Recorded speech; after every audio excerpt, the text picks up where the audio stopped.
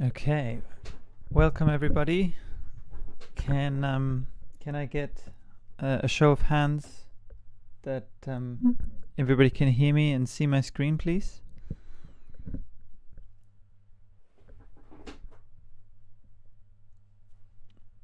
Once I get some confirmations, I'll get going.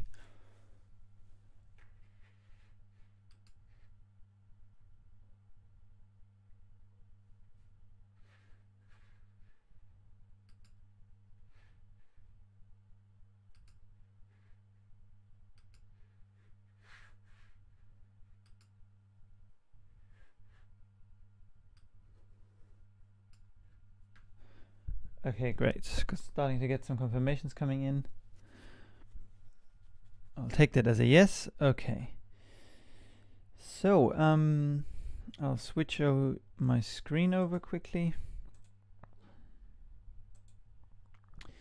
So, yeah, welcome back. My name is Hubert Miranda, and as per usual, I'm providing some trading education via trading strategy guides, and today's topic will be on essentially sort of three often very common patterns, which are the triangle, pennants, and flags.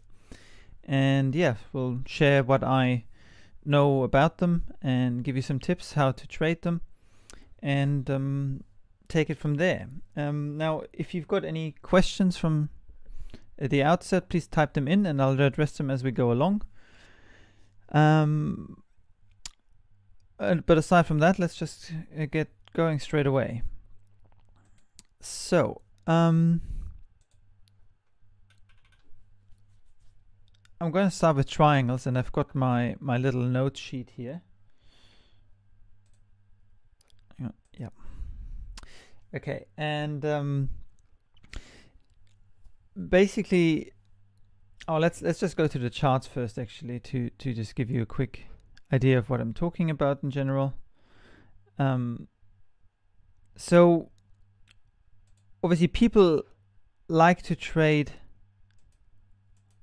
People often talk about chart patterns like triangles and so on, pennants, because obviously once these patterns break, then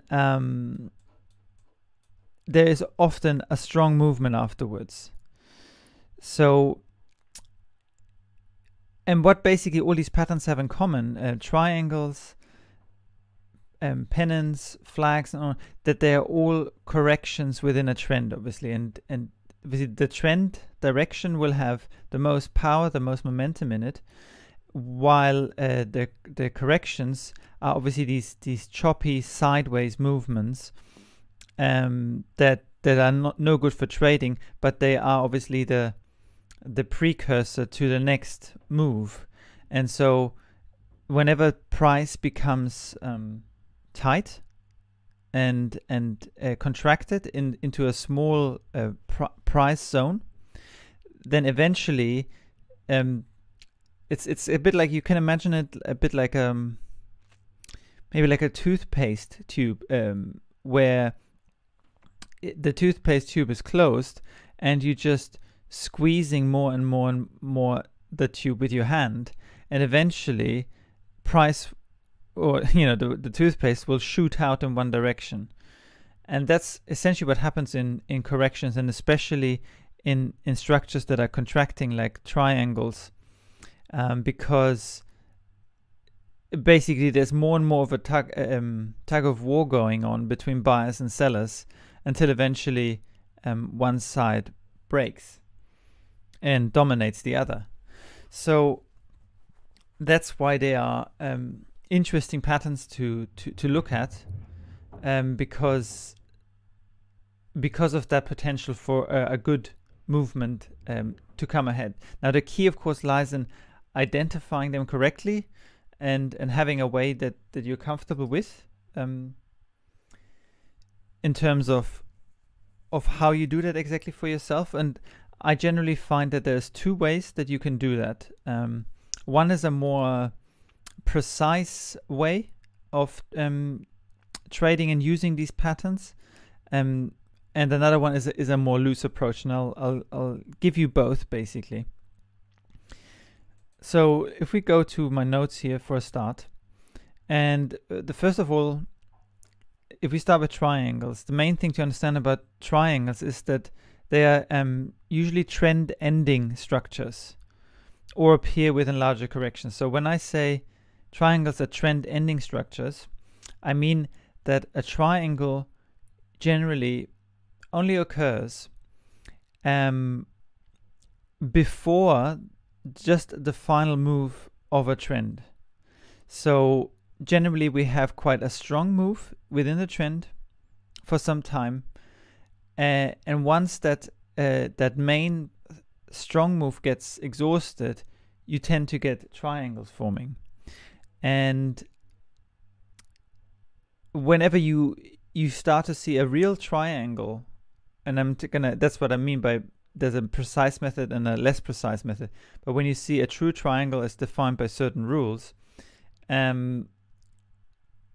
it's always a sign that there will be one more move in the trend direction before either a bigger correction or a reversal will set in. So let's have a look at a few examples of that first of all. I think the euro dollar is can show a good example for that.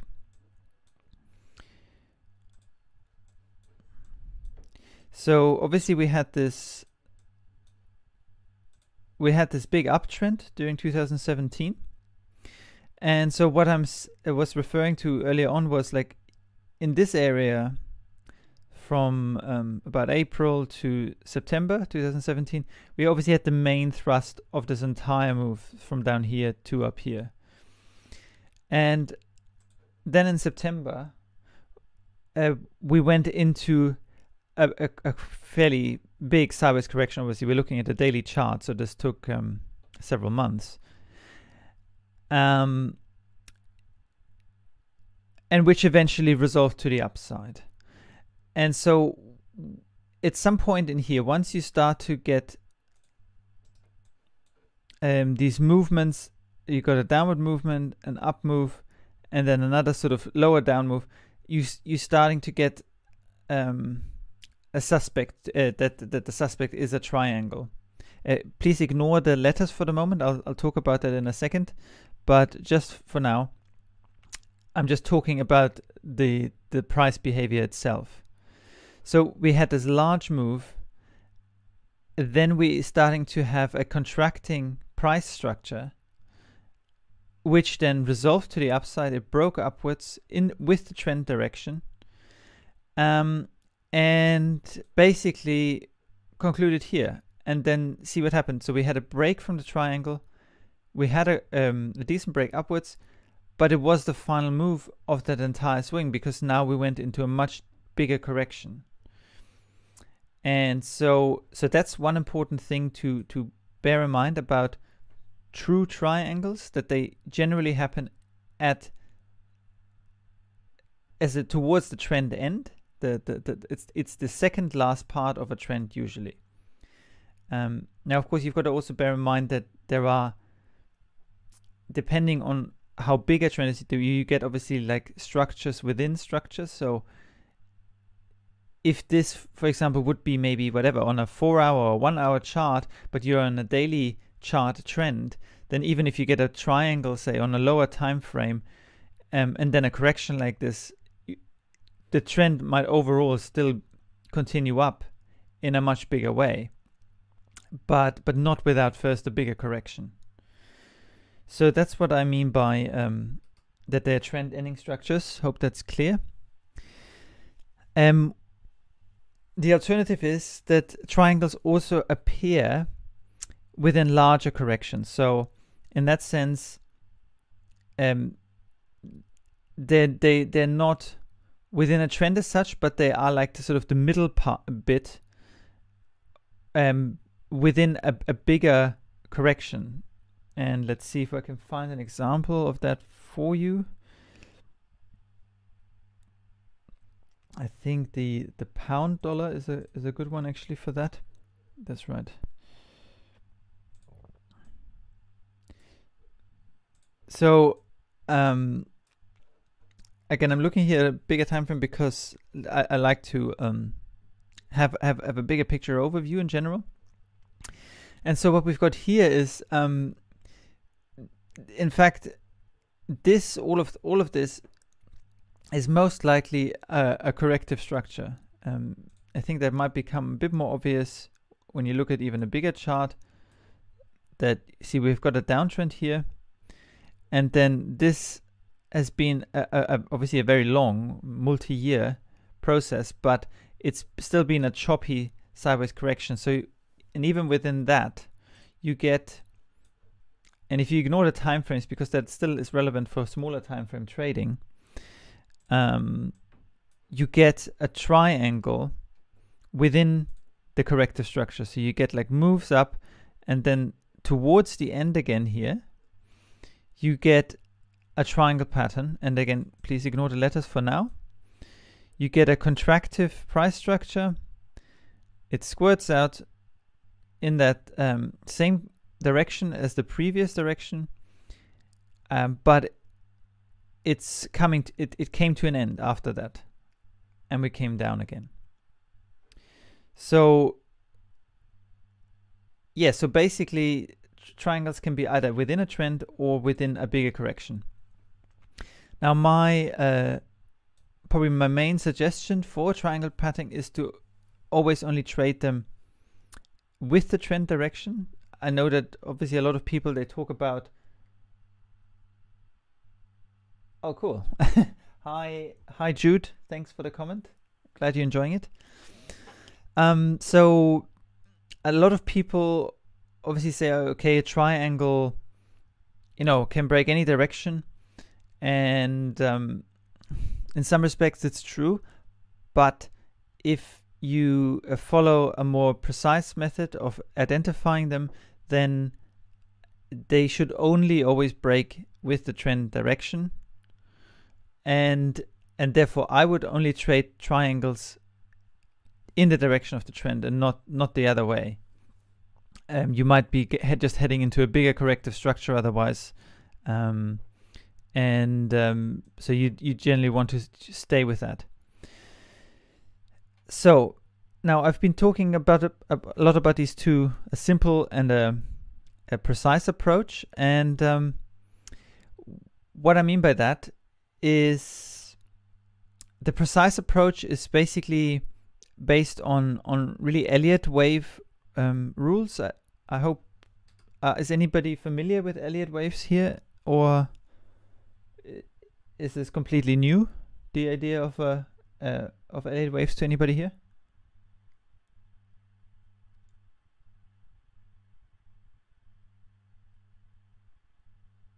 I'm just waiting for some responses to come in, perhaps.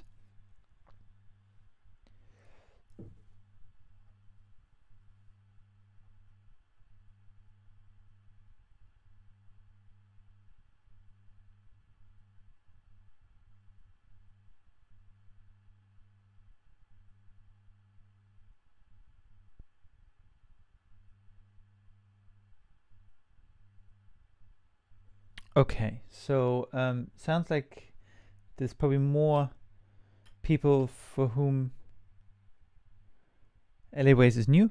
Okay, so a simple way of thinking about Elliott waves is simply, in a way, an advanced way of doing chart patterns, right? So you probably heard many people, like I said, talk about flags and pennants and triangles and wedges and so on. And simply, I think what Elliott wave theory does is it applies much more strict rules that are based on decade-long price observations, etc. So in a way, it makes the whole art of chart patterning a bit more precise. And I'm not saying that you need to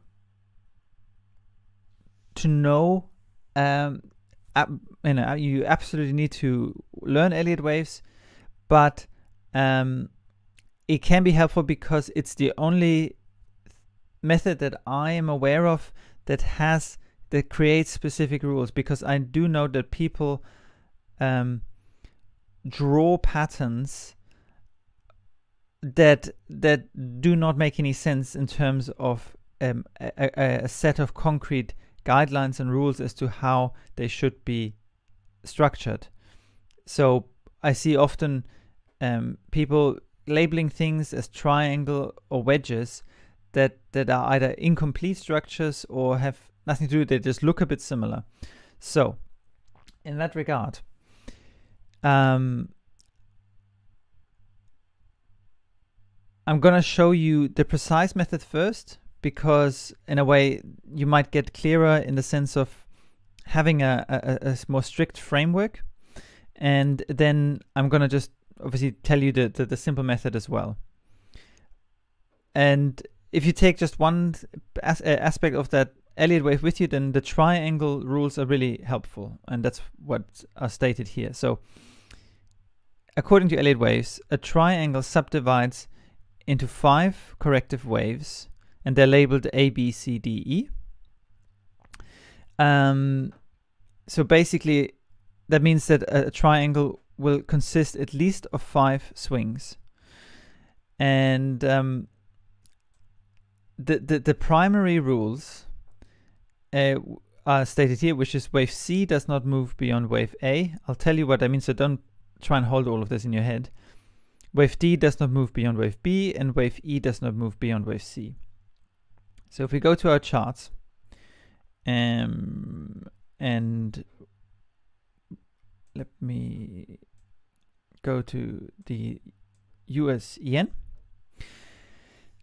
Now, you can see that on this chart we have a massive downtrend, which in fact sort of reached a certain kind of climax point here. You can see price went the most steep, and then we had this choppy sideways move. Now, I don't know if generally people who don't follow A-waves would actually recognize that as a triangle, but from an LA wave perspective, this is a textbook triangle that formed here. It broke with the trend direction at the end of it, made a final dip, and then again the trend was over, and we had in fact a reversal in this case.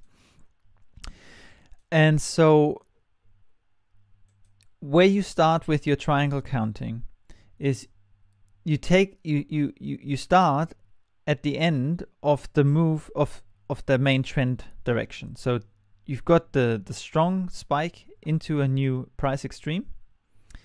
This is the starting point. So from that point, the first swing would be labeled wave A. So in a way you can call that, I mean, in any wave that would have a different name, but you can call it like sort of your 0 point, you know. So that first swing, you put the label at the end of each completed swing. So this is your first move. Then this is your next price extreme. So we have a B. Then this is your next price move, C. Then this is your fourth, D. And your final one, E. So you have 1, 2, 3, 4, 5, or A, B, C, D, E. And sure enough, after the 5th contractive swing, we had a break. So what these rules said earlier on is wave C, so this the second move in the counter trend direction, this move must not go beyond the price extreme of A, otherwise it's not a triangle. And the same here, the final wave E must not go beyond the price extreme of wave C, otherwise it's not a triangle. And the same on the lower side. So wave D must not go below wave B. So I've got these rules here, and I can send you this this cheat sheet after the webinar. And however, you might notice that what is allowed within a triangle is that wave B is allowed to move beyond the starting point of A. So that's okay. That's no problem. It doesn't happen always, but it can happen quite commonly. But as long as these other moves, they can keep on contracting and not breaking each other's highs or lows, then you're good for a triangle. Now, the main important thing to verify that you are really dealing with a triangle is the nature of the moves inside it. And what they have to be, and sorry, actually that's not stated on here. I'll just make an extra point here. This is each swing must be a zigzag. That is a 3-wave swing. A 3-wave move, I call it.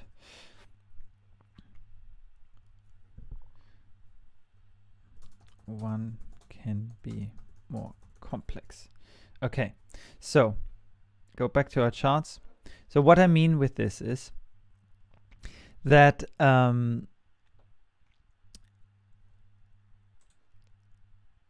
within the triangle, for it to be valid, you can't just have a straight move that's just one strong impulse like here. You should look out for kinks within it that essentially make it like a 3-wave move. Like here, I know you can see 5, but if you look at the detailed structure, this would be the first move, this would be the second move, and then all of this is the third move. So essentially you have an A, B, C, an A, B, C, and then here it gets more, as it gets tighter, you'd have to kind of go into lower time frames to see more what's going on. Let me just do this quickly. See, here things start to get more complex, but the main takeaway point here is that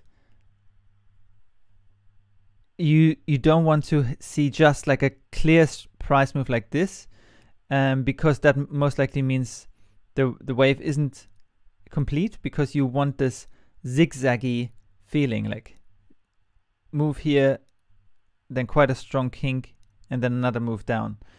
These are the rules. So basically you're looking for these 3-wave moves within this contracting pattern. And what that tells you, basically, if you just think about how market behavior is, these moves, these 3-wave move means that there isn't any enough clarity in any direction yet.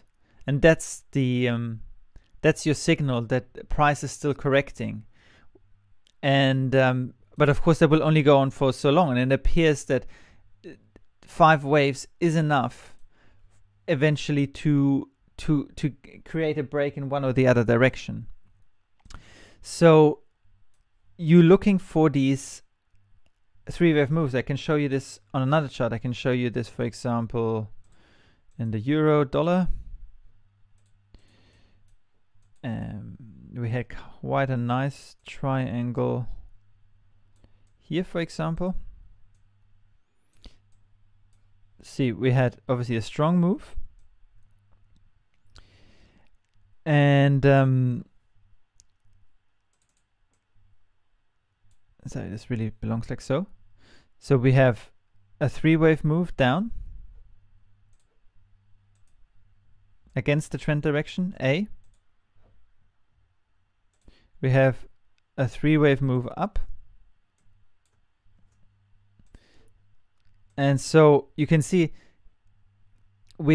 this looks, you could say at this point you might think, oh, okay, now, I mean, at this point you think maybe trend is already continuing, but you can see that price, if it would have really continued, would have needed to create more movement still in the same direction without breaking down again. So once you have this move and then another sharp breakdown, you can start to see that you are probably developing a triangle, because you're getting 3-wave moves in too many directions.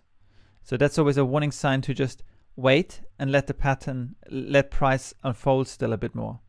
So then we had another 3-wave move here into C, another 3-wave move up here into D, and then another small 3-wave move into the final E.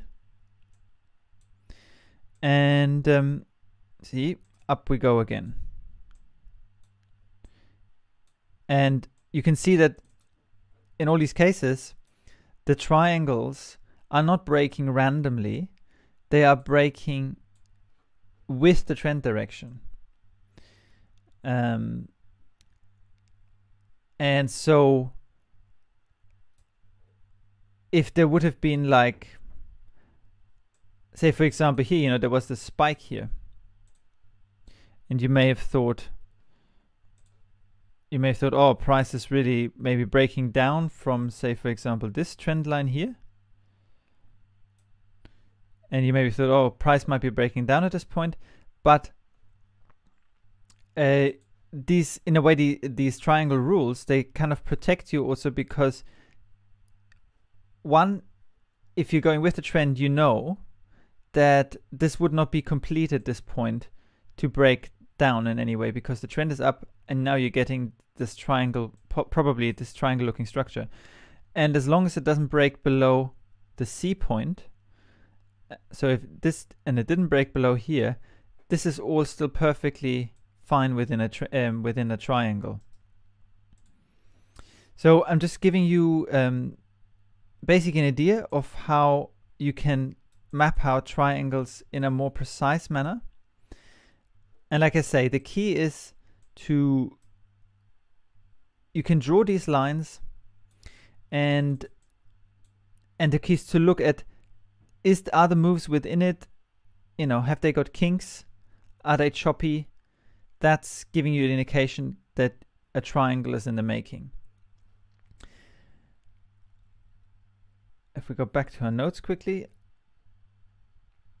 Okay, so then the final rule here is that a triangle has never more than one complex subwave. So what that means is that they don't always look as perfectly clean as that, for example. So I might try and go back to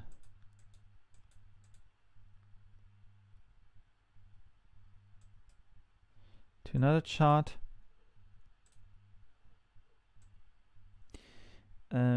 Trying to find a triangle quickly that has some complex waves within it.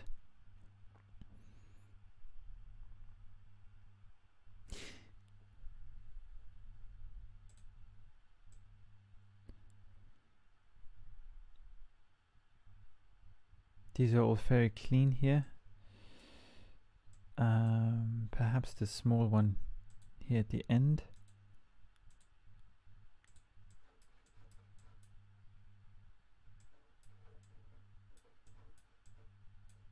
Oops, sorry, oh, here we are. So here's another example, and in this particular triangle, it's a bit awkwardly shaped, but like this wave was probably a more complex wave within the triangle. So you can get that within it, but it only can happen within one wave. The other ones need to be fairly clear zigzags.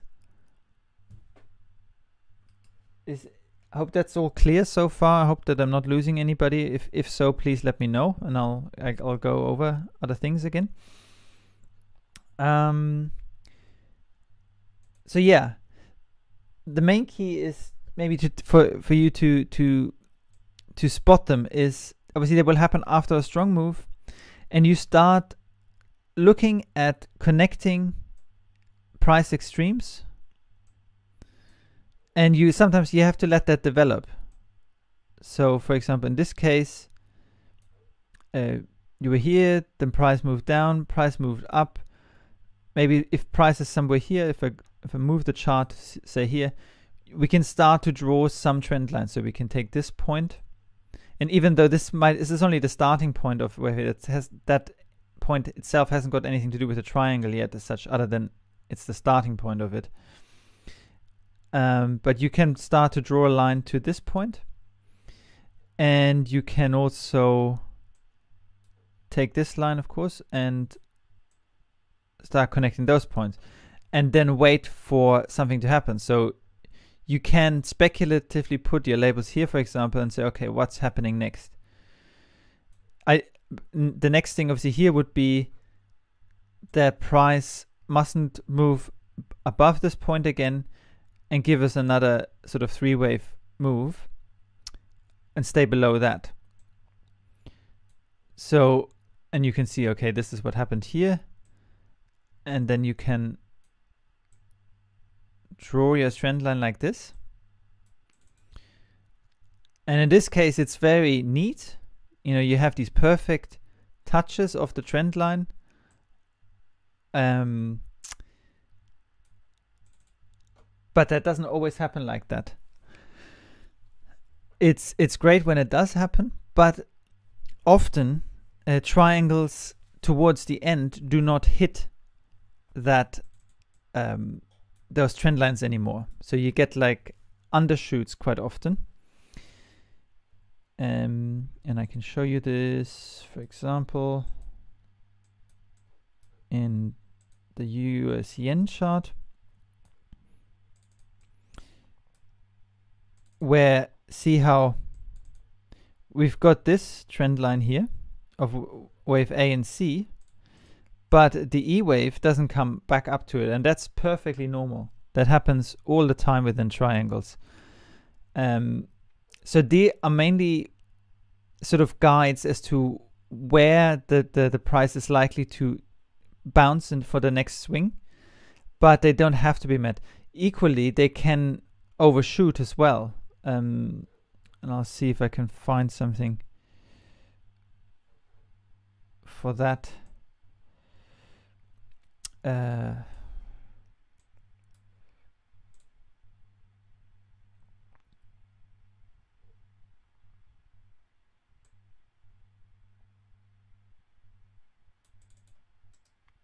Well, I won't be able to find maybe an example straight away, but say sometimes this price move, say this wave D, could have easily done somehow this and then come back up.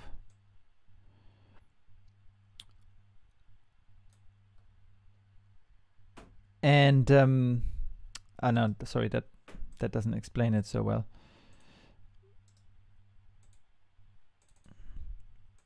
So what I mean, for example, is if you would imagine that this wave C may have stopped here, and then this wave E could have gone slightly above that trend line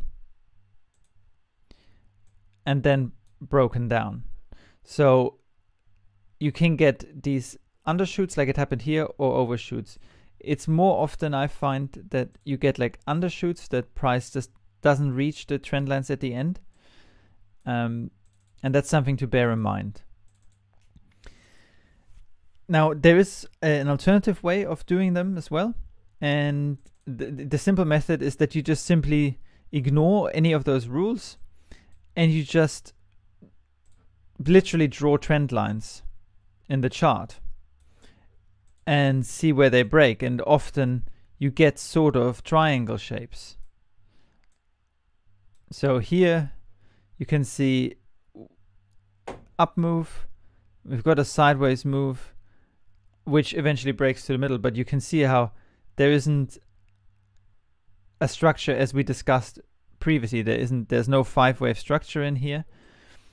So that I would not consider this an official triangle according to Elliott wave rules, but you can go by simply break of, in that case you essentially sort of trading price action patterns. Trading price action, and you're saying, okay, I've got a resistance line, I'm waiting for the break of it, and then trade it like that. The downside is that you might not be so clear about where price is at in the overall picture, but it's no doubt valid. So if I can just go through any chart really, these are a few examples of other things which I will cover shortly.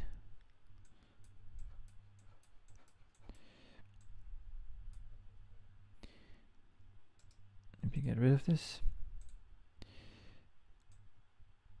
So you can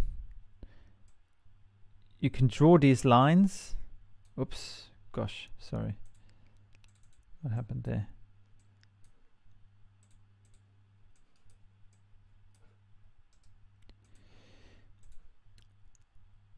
So you can kind of draw these lines. Again, you've got a trend.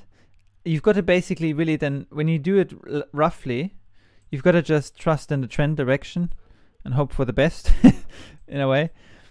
And draw these trend lines and then just waiting for a break in the trend direction and trade it that way. I think some people probably would call that a pennant, because in a way pennants, what they call pennants, is very similar to triangles, but just on a smaller scale. Now, this in fact could be a triangle, but in order to see that, let me put a quick marker here so that I can find the point again. If I drop down into the 15-minute time frame,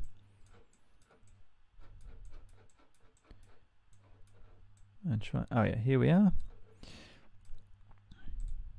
This may have been a triangle. So if this was the beginning, so we have maybe an A, B, C, D, E, yeah. So that actually fits triangle rules really well. But you had to go on a smaller scale to identify it, and then you could have applied the Elliott wave rules, and it would have all made sense. So point A, B, C, D, E. C, D, E doesn't go beyond the C, and then you've got the perfect break. Easy. If you look at it, the same thing from the 1 hour chart, doesn't look like much, does it? Just looks like what people probably would call a pennant. So that's kind of what you've got to bear in mind. But you know, what's so important is just simply to always fall back on momentum, as in on how the candles are forming. So you have big candles in one direction, clear movement. That means momentum is to the downside. Now, then you start to get this. Looks totally different, right? You have a blue candle, a red candle, some blue candles, some more red candles, blue candles, red candles. That is the essence of corrective movement. So you have impulsive move and corrective move. And whenever things start to look choppy like this, you can know that it's only a correction, most likely, and not a reversal. So therefore, you can rely on simply the momentum that's in your favor, so to speak, and go with that direction. So in this case, it would have been perfectly valid to trade a break to the downside, because you had strong momentum, choppiness to the upside and sideways, and then a breakdown. Okay, I hope that everybody's still following me so far. If not, let me know. So this is what I wrote here for pennants, similar to triangles, but smaller. And I sort of put in bracket less structured. And okay, I've put an example here the GBP USD. Let's have a quick look at that too. Let me zoom out. Oh yes, I had that here. So obviously we had this massive down move over the last few weeks, and here we kind of have like a little pennant. I go to the 1 hour time frame. We're starting to get a bit more movements in here. And so you can see this is what it relies upon, is you basically waiting for a strong move, and this sideways correction tells you that the bulls have absolutely no power whatsoever yet to affect any change, and this is just a period where people are profit taking, which is why price goes up, but not very much. And as price goes up, because some people probably who were selling higher up took profits, then you get already new sellers coming and say, okay, we had a bit of a pullback, I feel confident it's gonna go down, and price goes down. And clearly the sellers here have a lot of power, so some profit taking and down it goes again.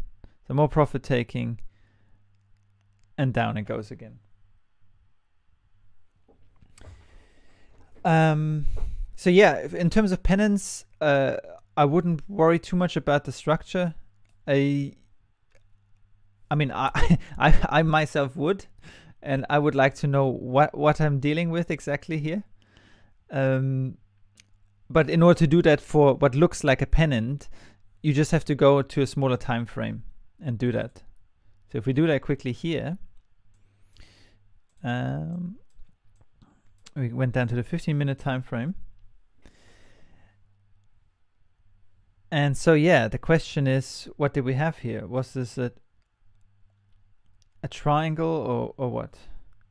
We had possibly an A, B, C, D,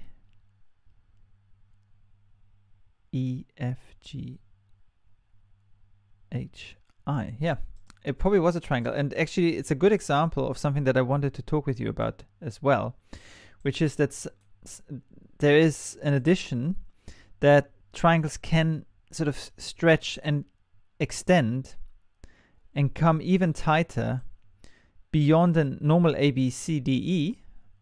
So in this case, we have A,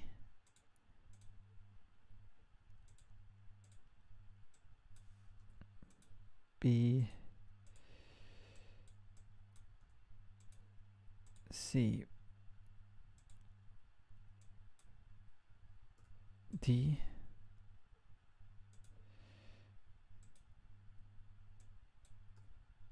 E, like so. See what's happening here. We've got 5 swings, and yet it continued to contract. And this is where the labeling can go until I. So A, B, C, D, E, F,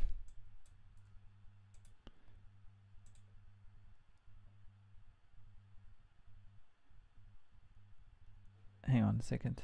Did I do this right? Oh, no, sorry. That's not a right example for that. A, B, C.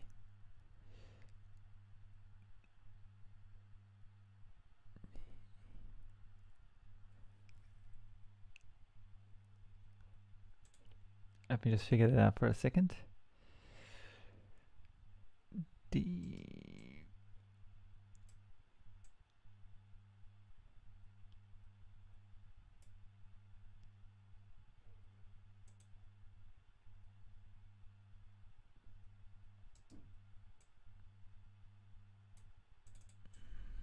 Okay, I think that's what it was here. So it is probably still a contracting one, like an extended contraction one.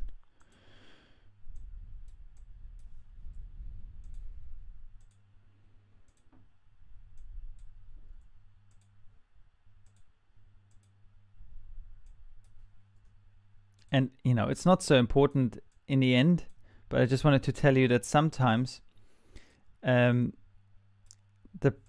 price can just keep on contracting down to essentially a point that is here. So we literally came pretty much to a standstill, like where prices didn't move any further, and then this was already the beginning of the downswing. So yeah, this is essentially a pennant on a small scale. I'll show you another example of this, in fact, also in the pound dollar, where we have a big triangle within a correction, like I said earlier on. So we have an A, B, C, D, E. And then if we zoom into this final bit here, we will see that that in fact turned into a triangle itself. So you had E, F, G, H, I, and only then comes the break. So you can get this final contraction where price gets so tight, and that's very exciting, of course, because in a way you can put your stop loss then very close, and the ratio between your reward to risk is pretty big. So let's have a quick look at actually trade options themselves, because I've talked enough about the theory itself. So one option to trade triangles is you wait for the break, oops, double word here, and retest of the triangle trend line. That's a safe way to do it, in a way. So in this case here, go to the 1 hour time frame to show you, we have this final contraction of the triangle. We have a break of it, and then a retest of the line. And because in this case, because you know that the entire triangle would be finished, because already we had the A, B, C, D, E, and then this is just even a smaller pace, you can be pretty sure that this line is final. And so we had a break, and basically it will be perfectly fine to just enter anywhere here at the pullback area, because you're not expecting this to go any lower again, and off you go. So that's one way of trading triangles. I can show you this quickly somewhere else as well. For example, here in this big trend ending triangle.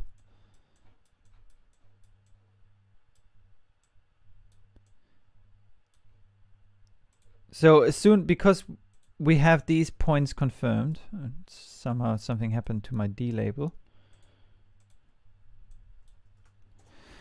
Because we have all these points confirmed, you can then, again here, break of that trend line, retest somewhere here, and you can go. The alternative way is if you count the triangle very clearly with the trend, then you can trade at the end of wave C or the end of wave E, and that's a slightly different approach. So that would mean once you're clear that you're getting these three-wave moves, you could decide, okay, regardless of what's going to happen, because you have, see, the trend is down, you're starting to get these three-wave moves, and because you have a complete three-wave move here, you can be pretty sure that the next move will be down again, even if it's just within the triangle still, or if it's already the trend continuation. At that point, the likelihood in all scenarios is to the downside. So you can trade this wave quite nicely within a triangle, but just don't assume that it is necessarily this continuation trend and take profits already earlier. Or the alternative is you wait for that move as well, and then you get, as soon as, for example, in this situation, as I saw that this is not a clear, that we're not in a new upwards trend already, because this is too choppy still, then once you've got some tops established here, like here, for example, then you're pretty sure, okay, after this major 4-hour candle close like this, that's the end. So you can already say, okay, put my stop loss up here, I enter, and off I go. And I don't worry about waiting for the retest of the broken trend line. Okay, now let's talk about flags as well. I won't spend as much time on flags because they're simpler in a way. So flags are small but sharp corrections of a bigger trend that happen within a small corrective channel. So again, these things, they happen against the trend in a correction, and therefore, of course, they are useful because, again, we're waiting for this little pause in the trend momentum, and then we go again with the trend. And I think I got a couple of example pictures here that I can show you for a second. Yeah, I just took a quick, oops. So that's what I mean. We have a trend, and then unlike a triangle, we have here a more sharp movement that doesn't contract, but it actually goes down against the trend. But the key is that it stays in this quite narrow channel, and before it shoots back out again. And the same here in a downtrend, you get that and down. Now again, there are in principle Elliott wave rules for that. What you call this in an Elliott wave sense is a zigzag, and it's a different kind of corrective structure. Like you say, because you're getting, if I zoom in here a bit again, you're getting a quite strong move down, which can initially look somewhat worrying, perhaps. That, oh, is there a bigger trend change? Then you're getting another move up that goes quite high. It never breaks the previous top, so it always ends before that, and then another sharp move down. And sometimes this is already the end. So in a way, this drawing isn't necessarily that accurate, because often all it is down, up, down, and it's already finished. Sometimes it goes further. Sometimes you get like a down, up, and then another down, up, down, and then up. But basically the key is that it stays within these channels.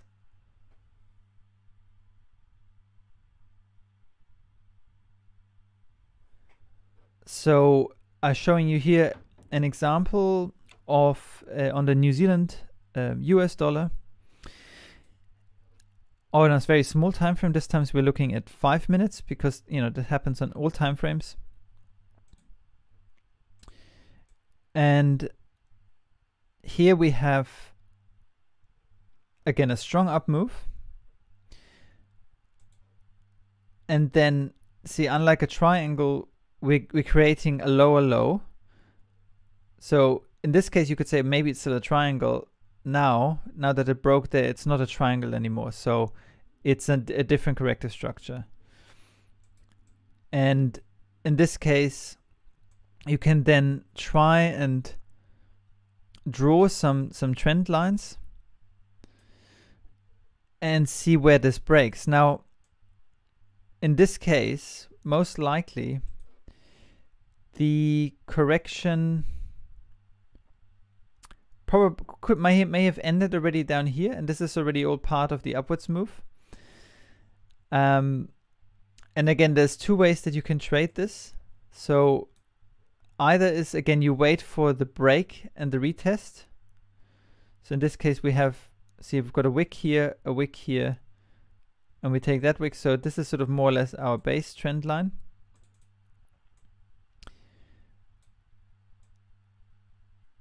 Which is parallel with these wicks on the bottom here. So it's really only at this point that we're getting a solid break, and then the retest of it, and then you could have entered somewhere here. Again, if we go back to this chart again, so this was that option to trade it. The other option is to trade it at a confluence point at the bottom of the pattern. So what I mean by that is, which is why I've got these moving averages and the Fibonacci levels on here. Another way of trading it, because you know the trend is up, right? You've got a strong move that pretty much is one clear swing from here all the way to there. So this is how you would draw your Fibonacci if you use Fibonacci, for example. So you're getting this, and a confluence of factors is starting to happen around here potentially, which is the 23.6 Fibonacci level, where price is stalling.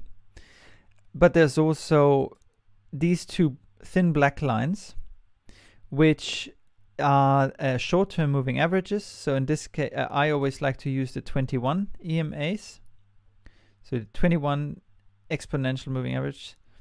And I put two on, one for the high and one applied to the low, because it gives you this band, and I find it's better than just having one line that sort of gets broken halfway and stuff. This is more of a zone where price comes in and it tests it and tries it. So here we have a confluence of the 21 moving average and the Fibonacci. And so because you are, again, relying on momentum being on your side, you could decide to go, okay, I will place a pending an order, a buy order here without waiting for confirmation, because I know the trend is up. And as long as there's no signs of this stopping or some absolutely major resistance level here that could really cause a strong reversal, you're pretty good. And especially when it looks like this, even though you're getting new lows, price is still corrective. What you simply want to avoid is price being too vertical and then only doing a little marginal move up with the trend again, followed by another strong move, and then it gets trickier. If you get a move down but a strong retracement, see that went almost all the way back up here and then comes back down here, you're getting more this zigzag. It's like there isn't really enough follow through to the downside, which gives you a certain assurity in conjunction with your confluence point of support that's an okay spot to enter a trade. Ideally, you would then want to also look for support levels that are nearby. So preferably this would also be a horizontal support from the past somewhere. In this case it isn't. I've already checked that, which is why I haven't put that on here. But you can then see, okay, where is the next support? And if I zoom out and I'll show you, so we're talking here, I'm now on the 1 hour chart, and so this is here, this move that we were looking at on the 5-minute chart before. Here's the 23.6 fib level, and the next strong horizontal support that's confirmed by candles is down here. Why? Because see here in the past, this was a very solid bottom that created many bounces of it. It doesn't matter that it went through here. The key is you want to get as many touches, and ideally precise touches, on that level to make it a true level. And you see even how here the price broke and then it touched it exactly from the other hand. So in a way that just confirms the strength of this this particular level. And here too, we're getting these slight pop throughs, but then you still have this zone here. So, and because we have this here, this is a good fallback, and this is a good way to put your stop in a way, because we were thinking of entering somewhere down here. I'll just go back to the smaller time frame.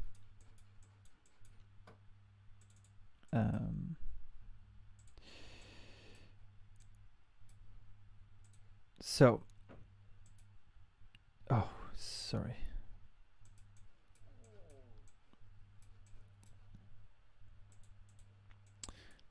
Hoping you're not getting dizzy with all these chart movements.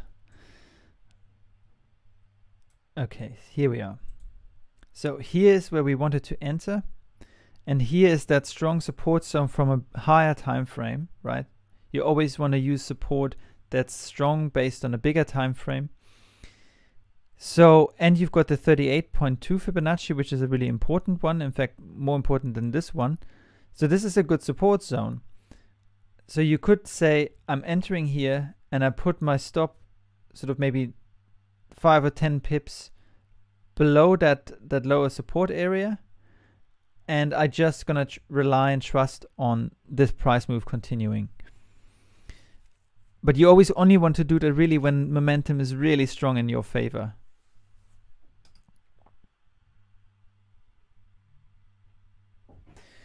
Okay. What else? Oh yeah, well, I was also wanting to show you a charting tool that Trading Strategy Guides have developed for essentially these kind of patterns. And I'll show you this here, and this is called the ATB. So it's essentially Advanced Triangle Breakout Indicator. And what it does is it automatically scans for triangle type patterns. Now, like we discussed, it won't be charting precise triangles according to Elliott wave rules, but it will give you some important points, so triangulation points you could call them, that are very significant for breakouts.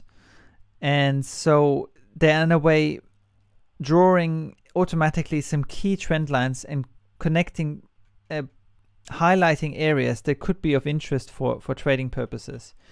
So it does that automatically, and it shows you a current pattern, and it also shows you some previous patterns, some previous triangulation patterns.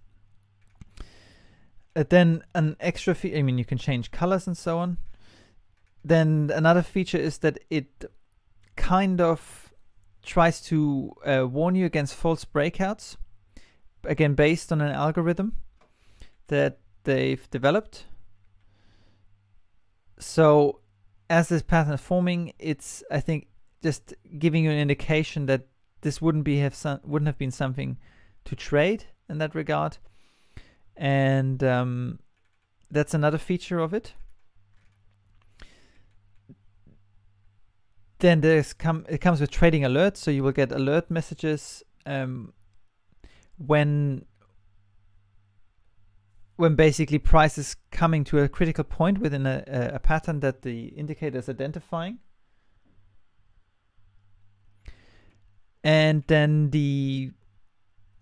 like I said, you can set it such that it can draw previous patterns and previous patterns, so you can get a reference of what's happening in the past. And I'll show you this on the charts directly. So here, for example, is an example. This was a previous triangulation that it was kind of trying to map some important points. And then these new lines are potentially a new triangulation pattern that's forming. And that's the current one. And then it also has a an option to have a semi-manual version of detecting triangle type patterns. And I can show you this best if I go here. So I'm just going to add the indicator to my chart.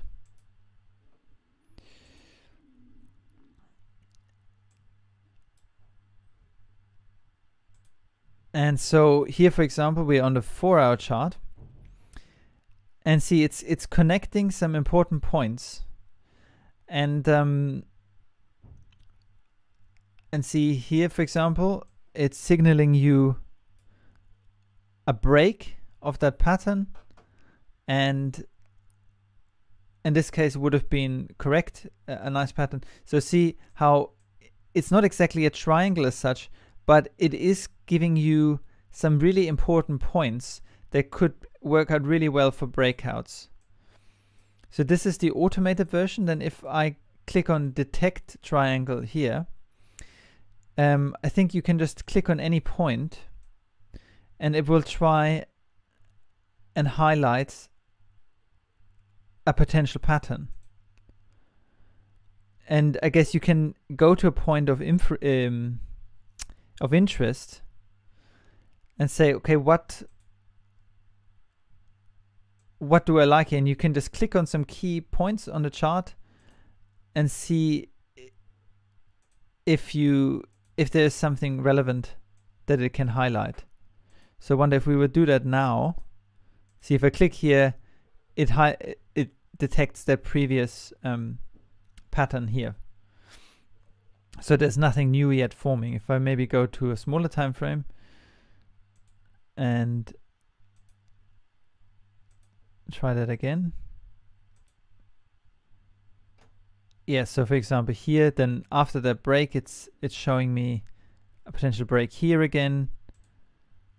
And that's how it goes along. So it's quite a useful tool because it starts to, in a way, it also helps you to train, to recognize trend lines that may not be so obvious to you at first.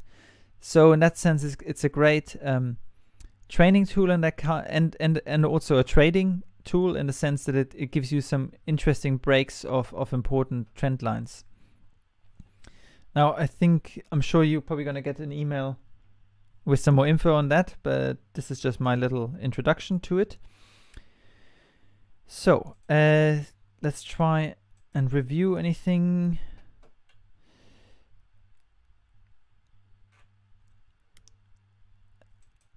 I'll quickly tell you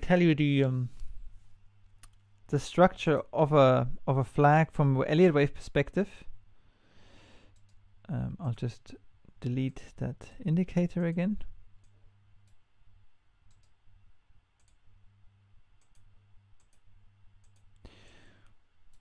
So I think we were looking at a flag here potentially as well.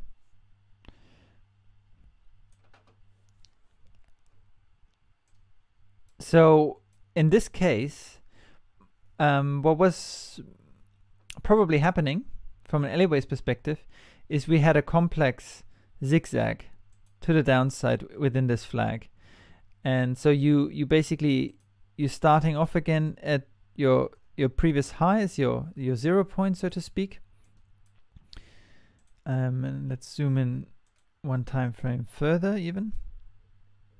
I haven't tested that before I started the webinar, so this is like how I would kind of analyze it live, so to speak, in real time. So, and zigzags happen in just simple 3-wave moves, A, B, C, and the main takeaway is that A has to be one clear, sharp movement. B can be complex, but it must never go beyond the start of wave A. And then wave C should really always go beyond the point of the first wave. So you have this slightly sloping price movement. So here you could say in principle, the pattern could have been complete here, but if you look at the overall structure, it clearly it wanted to go deeper. So you know, one could have potentially traded within that, although that might have been a bit tricky, but probably it wouldn't have hurt you in this sense. But I would have become suspicious as soon as I was seeing just these three moves. The sharp down move would definitely cause me alarm and say, okay, we're not finished yet here. So this would you've got an ABC, and whenever you have a finished ABC, it becomes and it continues the correction, it turns into a bigger W.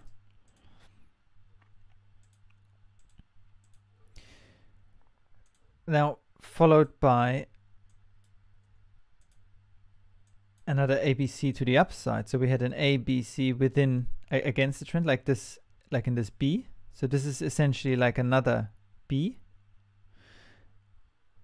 And then we had another A.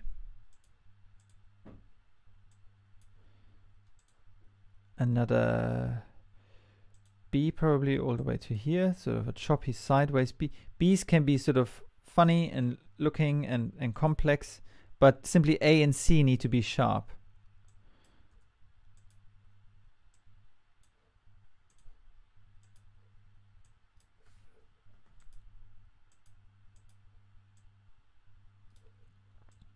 So, and it looks like we even had potentially another one. Yeah, so we had another low. So this is a pretty complex one. I mean, we're looking at a small scale, but nevertheless.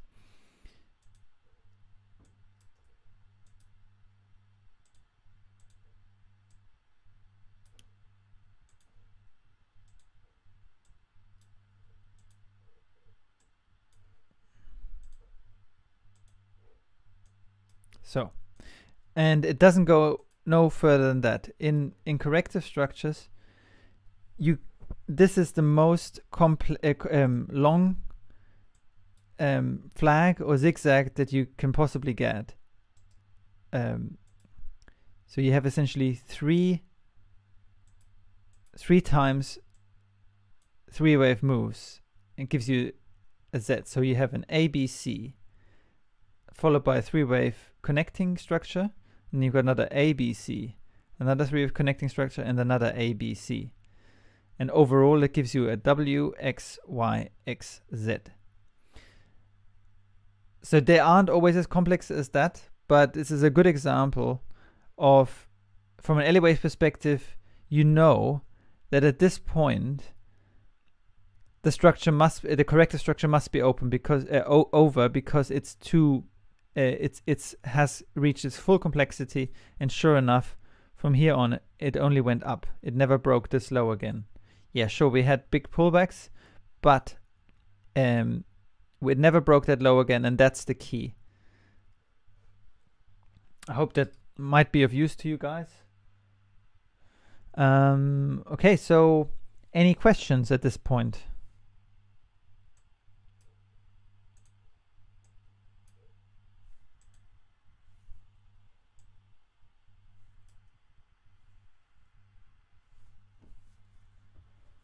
Waiting to see if anybody's commenting. So I'm giving a minute or so for that before we wrap up.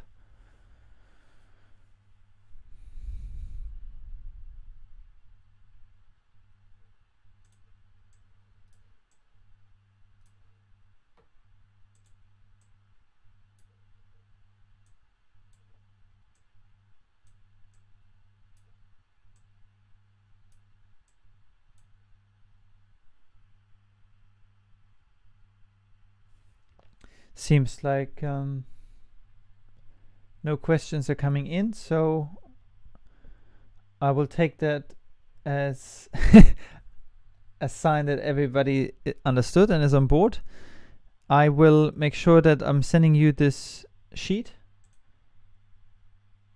Okay, question come in. When do you go long? You mean when I go long? When do I go long in the flag pattern? So again, this, like I said, there's two ways of trading this, and one way is to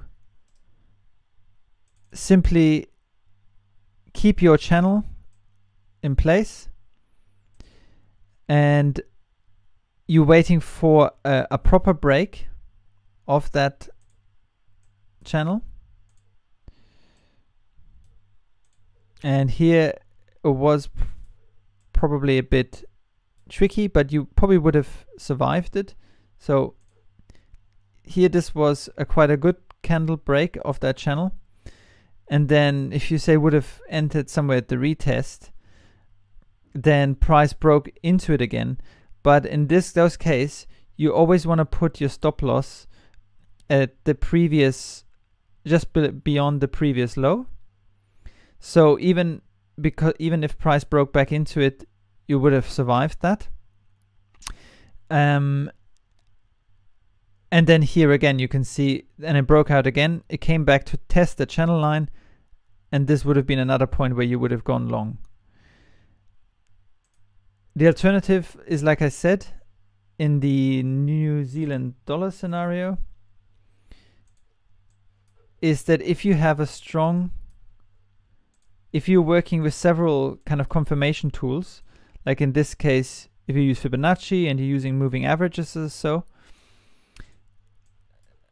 you can brave it and say, I'm going to enter right at a low point. I'm not going to wait for a confirmation of this because I'm relying on the momentum. And it depends on how you want to trade, whether you like to be in early, be more aggressive, or you want to wait for more confirmation. And if you're entering early, then you have to have a strong support relatively close by below it, where it would be it makes sense to put your stop below that. If you don't have a protective support nearby, then I would never trade it at the bottom. I would always then trade at the retest. I hope that answers your question.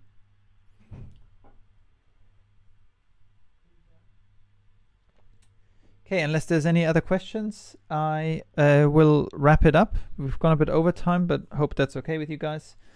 You can email us any questions, and like I said, I'm sending out this note. All right then, that's all for today. Thank you.